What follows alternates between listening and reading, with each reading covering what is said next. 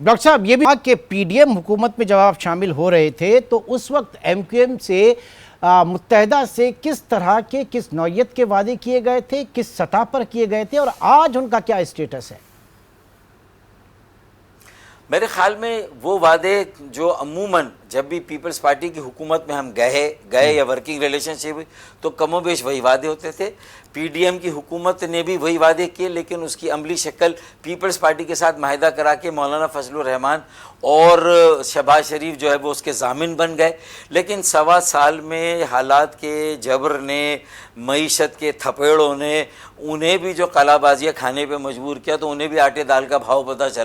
چلا کہ بھائی انہوں نے اپنے لیے بیل مجھے مار لال کپڑا دکھا دیا، اس سے اچھا وہ حکومت نہ لیتے، پی ٹی آئی کو 5 سال مکمل کرنے دے دیں، وہ خود سنبھل نہیں سکے تو وہ ہمیں کیا سنبھالتے۔ کچھ اپنے مفادات گروہی سیاسی وہ تو انہوں نے ضرور پورے کیے، لیکن ہم چھوٹی جماعتوں کو کون پوچھتا ہے؟ ان کے لیے مصنوعی اکثریت سے ہمیشہ اقتدار میں آنے والی سندھ میں گزشتہ 15 سالوں سے بلا شرکت غیر 3 ادوار مکمل کرنے والی پیپلز پارٹی کی زیادہ اہمیت ہے، کیونکہ آبادی میں ہمیشہ پیپلز پارٹی کے انیومریٹر اور ڈپٹی کمشنر جیکب آباد، کشمور اور لاڑکانہ کی آبادی کو 5 سال میں 60% اضافہ کرتے ہیں، اور کراچی کی آبادی میں صرف 12% اضافہ ہو تو پھر ہماری سیٹوں میں بھی اضافہ نہیں، نمائندگی میں بھی نہیں، پھر ہماری ترقیاتی تعمیراتی فنڈز میں بھی اضافہ نہیں۔ تو یہ ساری وہ چیزیں ہیں سر، آپ بالکل بجا کہہ رہے ہیں، کراچی کو پورا نہیں گنا گیا۔ کراچی کی حلقہ بندیوں پر آپ کا اعتراض، یہ اعتراض جماعت اسلامی کا بھی تھا اور سندھ کی مردم شماری پر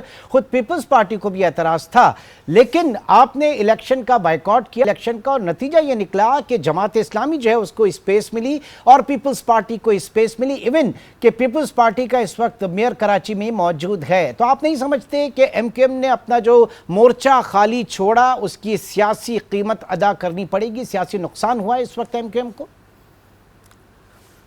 میری بات سنیں عمران سلطان، دیکھیں ایم کیو ایم نے پہلے بھی بائیکاٹ کیا تھا جب نعمت اللہ جیتے تھے نا، اور پوری آشیرواد تھی، بلیسنگ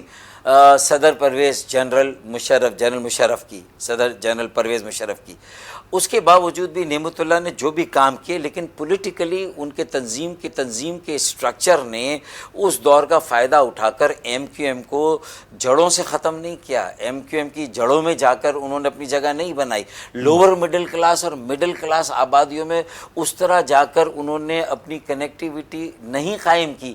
اس لیے اور پھر کام بھی اس سطح کا نہیں کیا جتنے فنڈز ملے تھے کہ مصطفیٰ کمال کو اور ایم کیو ایم کو دوبارہ آنے کا موقع ملا۔ اور پھر ایم کیو ایم نے جو کام کیا اسی آشیرواد کے ساتھ، اسی فنڈ کے ساتھ، تو میرے خیال میں اس نے کراچی کو 4 چاند بھی لگائے۔ وہ ہمارا میٹل، وہ ہمارا فینیس، وہ ہماری صلاحیتیں جو ہم نے ثابت کی کہ ہم ڈوور ہیں، ہم کام کر سکتے ہیں۔ جب میں بھی کم وسائل کم اختیارات سے میئر بنا تو میں نے بھی جتنا ڈیلیور کیا تھا شاید وسیم اختر بھائی اتنا ڈیلیور نہیں کر سکے، کیونکہ وہ